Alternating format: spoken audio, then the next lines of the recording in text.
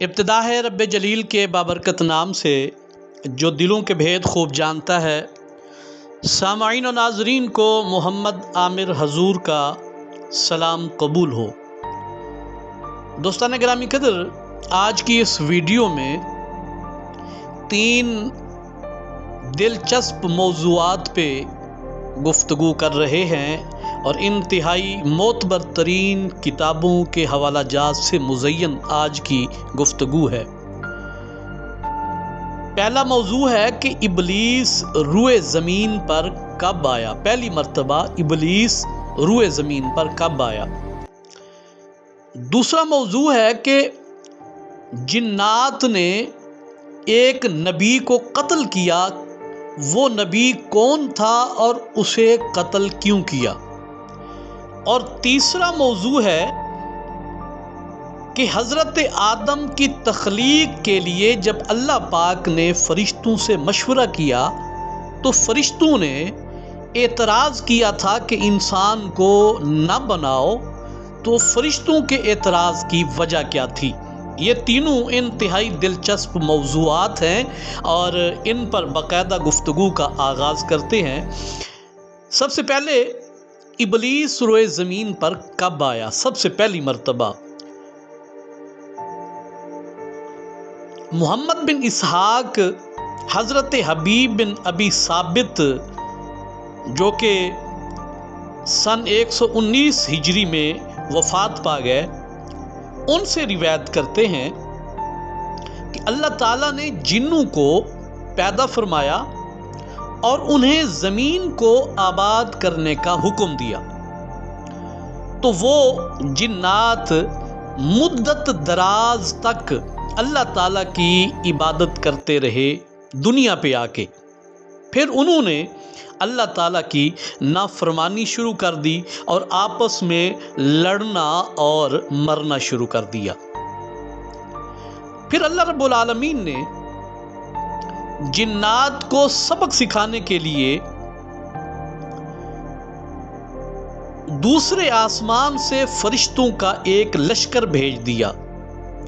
اس لشکر کا نام لشکر جن تھا۔ ان میں ابلیس بھی تھا جو 4000 جنوں کا سردار تھا۔ اس لشکر کو لے کے ابلیس پہلی دفعہ دنیا پہ آیا، لیکن یہ یاد رہے کہ تب ابلیس ابھی تک شیطانیت کے مرتبے پہ فیض نہیں ہوا تھا۔ چنانچہ وہ لشکر آسمان سے اترا اور روئے زمین کے تمام جنوں کو نکال دیا اور روئے زمین سے جنوں کو جلا وطن کر دیا، ان کو دریاؤں اور جزیروں میں بھگا دیا، اور ابلیس اپنے اس لشکر کے ساتھ، جو لشکر اس کے ساتھ روئے زمین پر آیا تھا، دنیا پر آباد ہو گیا۔ اس طرح ان پر کام آسان ہو گیا اور روئے زمین پر ٹھہرنا انہیں پسند آ گیا۔ یہ تو تھا ابلیس روئے زمین پر کب آیا۔ اب سنیے کہ جنات نے کس نبی کو قتل کیا تھا۔ تو انتہائی دلچسپ بات یہ ہے کہ جب جن دنیا پہ آئے نا، تو ان کی رہنمائی کے لیے، جنات کی رہنمائی کے لیے اللہ رب العالمین نے ایک نبی بھیجا جس کا نام تھا یوسف۔ یہ جو یوسف نام کا، یہ جنوں کا بادشاہ، جنات کا بادشاہ بھی تھا اور ان کا نبی بھی تھا۔ یعنی حضرت یوسف جن کا ذکر قرآن پاک میں آیا، سورت یوسف جن کے نام پر اتری، وہ حضرت یوسف نہیں۔ یہ جس کا تذکرہ میں کر رہا ہوں، ان کا نام بھی یوسف تھا، لیکن یہ جنات کے بادشاہ بھی تھے اور جنات کے نبی بھی تھے۔ تو جنات چونکہ اس وقت خون ریزی ان کا مشغلہ اور شوق بن چکا تھا اور لڑائی بھڑائی میں وہ کافی مہر ہو چکے تھے، تو جب حضرت یوسف نے انہیں سمجھانا شروع کیا تو یہ اس دشمنی میں آ کے انہوں نے، یعنی جنات نے حضرت یوسف یعنی اپنے نبی اور اپنے بادشاہ کو قتل کر دیا۔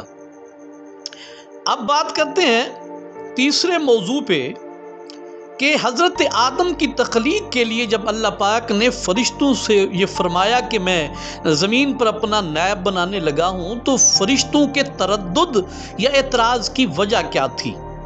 حضرت عبداللہ ابن عباس رضی اللہ تعالی عنہ جیسے جلیل القدر صحابی رسول یہ فرماتے ہیں کہ فرشتے غیب یعنی پوشیدہ بات کو تو نہیں جانتے، مگر فرشتوں نے اولاد آدم کے اعمال کو جنوں کے اعمال پر قیاس کر کے کہہ دیا کہ اے اللہ تو ایسے لوگوں کو پیدا فرمائے گا جو زمین میں فساد پھیلائیں گے جس طرح جنات نے فساد پھیلایا اور خون ریزیاں کی۔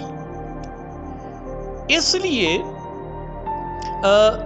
فرشتوں نے اللہ پاک کی بارگاہ میں یہ تردد کا مظاہرہ کیا کہ جنات نے تو اپنے نبی اور بادشاہ کو قتل کر دیا، تو جب آپ انسان کو بنا کے دنیا پہ بھیجیں گے تو وہ بھی دنیا داری میں مست اور مگن ہو کے جنات کی طرح وہ بھی دنگا اور فساد کریں گے۔ تو اس لیے فرشتوں نے یہ تردد اور اعتراض کیا تھا کہ الہ العالمین تو انسان کو نہ بنا، لیکن اللہ پاک نے فرمایا قال انی اعلم ما لا تعلمون کہ اے فرشتو جو میں جانتا ہوں وہ تم نہیں جانتے۔